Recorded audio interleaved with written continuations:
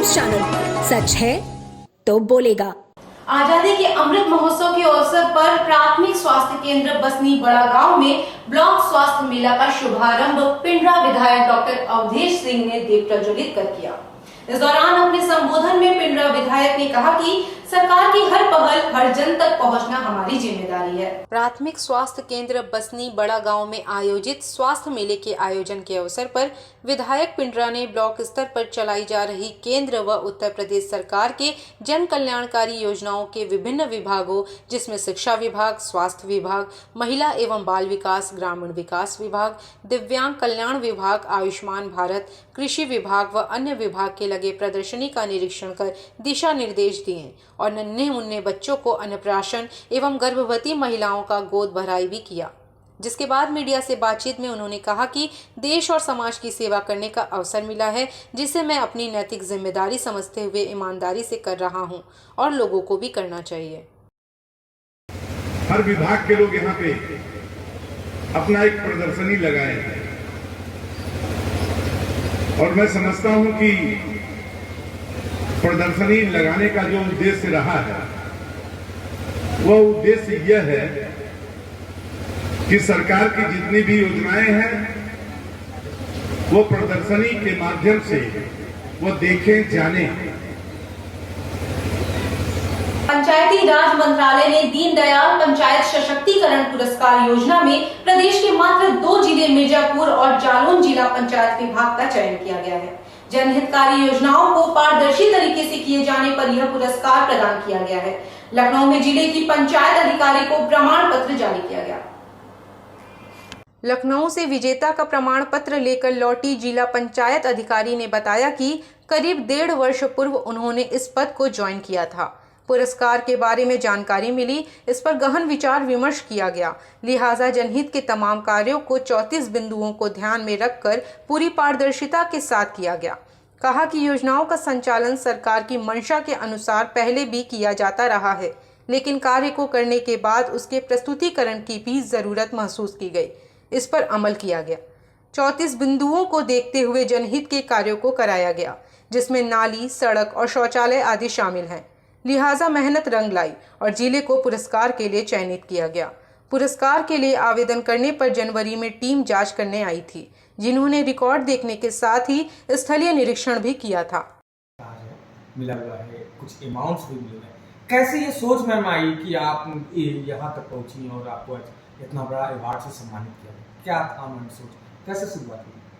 शुरुआत देखिए ऐसा है कि मेरी हमेशा से मंशा ये रहती थी कि हमको जिस चेयर पर बैठाया गया, जो हमको अधिकार दिए गए हैं, उसका हम सही से जनता तक उपयोग करें और इसमें जो भी हमको काम हमारे जिला पंचायत को सौंपे गए थे, तो हमेशा ध्यान रहता था कि उसको हम एकदम ये ना हो कि खाना पूर्ति के रूप में पूरा कर रहे हो, वो सच में जनता तक पहुंच रहे हैं या नहीं पहुंच रहे हैं, इसको मैं हमेशा नज़र में रखती थी। और इसी चीज़ को लेके हमारे यहाँ जैसे IGRS के मैटर आते थे या जब हमारे यहाँ प्रशासक साहब का समय चल रहा था पिछले साल, तो उस समय भी हमारे यहाँ कुछ टेंडर होने थे, तो जनप्रतिनिधियों के माध्यम से हमने उनके क्षेत्र की समस्याओं को भी अपने जिला पंचायत के द्वारा निस्तारित करने का प्रयास किया। और साथ में सबसे बड़ी चीज़ रहती थी कि IGRS के जो मैटर हमारे आते थे, उसको सिर्फ मैं ऑनलाइन निस्तारित नहीं करवाती थी, बल्कि क्षेत्र में अपने अवर अभियंताओं को भेज के जो समस्याएं, जहाँ पे नाली, सड़क, शौचालय या जिस चीज़ की भी दिक्कत होती थी, अगर वो जिला पंचायत के अधिकार क्षेत्र में रहता था तो मैंने उसका तुरंत निस्तारण करवाया है। और सत्यापन टीम जो आई थी, उन्होंने हमारे रजिस्टर चेक किए, हमारे उनके संदर्भ में जो काम कराए जा रहे थे, वो टेंडर प्रस्ताव भी हमारे देखे, काम देखे, फाइल देखी, तो उससे लोग काफ़ी संतुष्ट थे। और मुझे लगता है कि जो पैरामीटर्स उन्होंने बनाए थे इस पुरस्कार के लिए, वो कहीं ना कहीं पूरा कर रहे थे, जिसकी वजह से मिर्जापुर के पुरस्कार मिला। इस तरह के पुरस्कार को मिलना कहीं अपने आप को एक महसूस होता है कि मैंने बेहतर किया, एक मैसेज भी होता है कि अगर हम अच्छा करते हैं तो हमें इस तरह से सम्मानित होता है। इसमें मैं ये कहना चाहूँगी कि जब मैं 1.5 साल पहले इस पद पे आई थी, तो पिछले साल हापुड़ को पुरस्कार मिला था, तो मुझे उस समय तक ये पता नहीं था कि पुरस्कार के लिए कैसे आवेदन होता है, क्या करते हैं। तो मैंने पूछा था उनसे, वहाँ के प्रमुख अधिकारी से, वो मेरी बैचमेट थे, कि आपने मतलब इसमें क्या चीज़ होती है। तो उन्होंने कहा कि मैम एक बार आप ऑनलाइन देख लीजिए क्या है, फिर आपको समझ में आ जाएगा। कि क्योंकि हम लोग काम सब करते हैं, लेकिन बहुत थोड़ी थोड़ी सी चीज़ें होती हैं, देखने का नज़रिया होता है कि हम कैसे देख रहे हैं और समाज को भी हम कैसे दिखाने का प्रयास कर रहे हैं। तो हमने काम कर रखे थे, लेकिन बस ये था कि उसमें हम लोग ध्यान नहीं देते थे कि इसको भी हम लोग मतलब कि प्रस्तुत कर सकते हैं बहुत बेहतर ढंग से। और फिर जब इस साल दिसंबर में ये आया तो हमारे जिला पंचायत राज अधिकारी के यहाँ के डीपीएम ने मुझसे कहा कि मैम ये पुरस्कारों की ऑनलाइन मांगी जा रही है तो आप इसको जो है फिलअप करिए। फिर मैंने उस चीज़ को देखा तो 34 पॉइंट्स थे और उस पर मैंने कुछ अपने जो रॉ मटेरियल था हमारे यहाँ उसको मैंने ठीक करवाया और फिर जनवरी में सत्यापन टीम आई थी तो उस समय तक मैंने अपने सारे कामों को लगभग फाइनलाइज कर लिया। यूपी के बलिया में बन रहे एक प्राथमिक स्वास्थ्य केंद्र के निर्माण कार्य में भारी अनियमितता सामने आई है, जिसका निरीक्षण करने पहुंचे जिला अधिकारी इंद्र विक्रम सिंह ने नाराजगी जताई है। मामला इकवारी में बन रहे प्राथमिक स्वास्थ्य केंद्र का बताया जा रहा है, जहां निर्माणाधीन भवन का निरीक्षण करने पहुंचे जिलाधिकारी को भवन के निर्माण में इस्तेमाल की जा रही सामग्री और बिजली का तार मानक के विपरीत मिला, जिसके बाद जिलाधिकारी ने पीडब्ल्यूडी अधिशासी अभियंता पर नाराजगी जताते हुए फटकार लगाई। इस दौरान जिलाधिकारी निर्माण कार्य में हो रही देरी को लेकर भी नाखुश दिखाई दिए। प्रधानमंत्री नरेंद्र मोदी ने देशवासियों को मन की बात कार्यक्रम के जरिए संबोधित किया।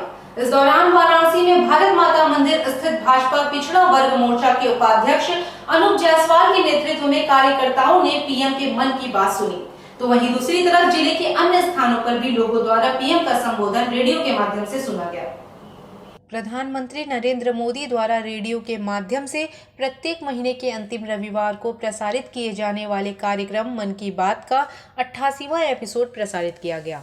प्रधानमंत्री के संसदीय क्षेत्र वाराणसी में भी लोगों ने पीएम के मन की बात को सुना। प्रधानमंत्री ने अब की बार मन की बात में दिल्ली में बने प्रधानमंत्री संग्रहालय से जुड़ी बातों को बताया। वहीं उन्होंने जल संरक्षण के लिए भी प्रेरणा प्रदान की। पीएम ने इस दौरान म्यूजियम डे, भारतीय गणित, जल संरक्षण, कैशलेस गतिविधियों पर अपनी बात कही। पीएम मोदी ने कहा 18 मई को पूरी दुनिया में इंटरनेशनल म्यूजियम डे मनाया जाएगा। इसे देखते हुए अपने युवा साथियों के लिए मेरे पास एक आइडिया है, क्यों न आने वाली छुट्टियों में आप अपने दोस्तों की मंडली के साथ स्थानीय म्यूजियम देखने जाएं। प्रधानमंत्री नरेंद्र मोदी ने कहा देश में कैशलेस गतिविधियां बढ़ रही हैं। हर दिन देश में 20,000 करोड़ रुपए का कैशलेस ट्रांजैक्शन हो रहा है। आप जो गली व नुक्कड़ की दुकानों पर यूपीआई पेमेंट करते हैं, इसका देश की तरक्की में बड़ा योगदान है। भारत माता मंदिर में माननीय मोदी जी के मन की बात कार्यक्रम का 88वां संस्करण का कार्यक्रम का आयोजन किया, जिसमें उन्होंने एक बार पुनः हमें अनेक जानकारी की बातों के साथ साथ प्रधानमंत्री देश में नए बने प्रधानमंत्री म्यूजियम के बारे में बताया तथा म्यूजियम से लेकर मैथमेटिक्स तक के बारे में बताया कि किस तरह से हमारे वैदिक गणित का उपयोग देश की जो गणित की संरचना है दुनिया में उससे बहुत आगे तक की सोच रखती है। और गौरव जी कोलकाता के किस तरह से वैदिक गणित को बढ़ावा देने के लिए लोगों को निरंतर उस पर काम कर रहे हैं, हम उनको भी अपने कार्यक्रम के माध्यम से आभार व्यक्त करते हैं। उन्होंने देश में 75वें अमृत महोत्सव के अवसर पर 75 जल संचय के केंद्र हर जिले में बनने के लिए भी बताया कि उनके नाम पर जल संचय के केंद्र बनेंगे और उन महान विभूतियों को याद किया जाएगा उसके माध्यम से। इन सभी जानकारियों के साथ साथ हमें एक बार पुनः कोरोना, स्वच्छता, जल संचय के बारे में जागरूक करते हुए हम सबको अनेक जानकारियां दी तथा आज माननीय शिव प्रसाद गुप्त जी की पुण्यतिथि तथा रामधारी सिंह दिनकर जी की पुण्यतिथि के अवसर पर भी हम उन्हें नमन करके वंदन करते हैं। उनको माल्यार्पण पुष्पांजलि करके हमने नमन किया है। जनपद मिर्जापुर में 18 अप्रैल से लेकर 24 अप्रैल तक परिवहन विभाग द्वारा आयोजित चतुर्थ सड़क सुरक्षा सप्ताह अब समाप्त हो चुका है। सप्ताह भर में परिवहन विभाग के कर्मियों ने जिले के विभिन्न स्थानों पर जाकर लोगों को यातायात के नियमों के प्रति जागरूक किया। सड़क सुरक्षा सप्ताह के अंतर्गत साप्ताहिक कार्यक्रम के दौरान पूरे सप्ताह परिवहन विभाग द्वारा विभिन्न स्कूलों में जाकर लोगों को यातायात के बारे में जागरूक किया गया तथा गाड़ी चलाते समय सीट बेल्ट व हेलमेट की उपयोगिता के बारे में बतलाया गया। इस सप्ताह ARTO विवेक शुक्ला ने स्कूली वाहनों का विशेष चेकिंग किया और गाजियाबाद वाली घटना जनपद मिर्जापुर में न दोहराई जाए, इसके लिए सभी स्कूली वाहनों के खिड़की में 3 लोहे की रॉड लगवाने का निर्देश भी दिया, जिससे बच्चे अपना सर बाहर न। तो मैं आपको शुक्रिया अदा करूंगा आपके चैनल को कि इस महत्वपूर्ण विषय को आज आप लोग कवर कर रहे हैं और तय है कि बहुत लंबे ये जनमानस तक इस संदेश को आप पहुंचा पाएंगे। ये सड़क सुरक्षा सप्ताह जो था, इसमें मुख्य रूप से जो हमारा विभाग रहता है, जो नोडल विभाग है, PWD रहता है सड़कों के संबंध में, पुलिस विभाग रहता है और इसमें स्वास्थ्य विभाग रहता है, शिक्षा विभाग रहता है। ये एक बड़ा चूँकि बड़ा विषय है, इसलिए बड़ी मुहिम के रूप में इसमें पिछले 3 सालों से इन सभी विभागों को जोड़ा गया है। तो ये पहले दिन हम लोग स्टार्ट हुआ था ये 18 तारीख को, 24 तारीख को यानी कि आज ये समापन हो रहा है हमारा ये। और इसमें मीडिया की बड़ी भारी भूमिका रही है इस अभियान को आगे पहुंचाने में। हम लोगों ने विभिन्न कार्यक्रम इसमें किए हैं, जैसे प्रवर्तन कार्रवाई भी हुई है, हेलमेट, सीट बेल्ट और रॉन्ग साइड की जो ड्राइविंग होती है, ड्रिंक एंड ड्राइविंग होती है। अवेयरनेस का प्रोग्राम भी चला है, विभिन्न जगह जाके हम लोगों ने पब्लिक को अवेयर किया, विद्यालय में जाके बच्चों को अवेयर किया जाके, और विभिन्न जैसे कहीं एक पब्लिक जैसे रोडवेज में जाके हम लोग जो यात्री आ रहे थे, हर तरह से हम लोगों ने इस तरह कोशिश की है कि पब्लिक को अवेयर किया जाए, क्योंकि अवेयरनेस ही है जो इस रोड सेफ्टी को पूरी तरह से सक्सेसफुल बना सकती है। तो आप लोग के माध्यम से एक निवेदन है कि इसको आप लोग इस अवेयरनेस को आगे बढ़ाइए और उम्मीद है कि हम इसमें सफल होंगे। मिर्ज़ापुर जनपद इसमें सफल होगा अपने लक्ष्य की प्राप्ति में।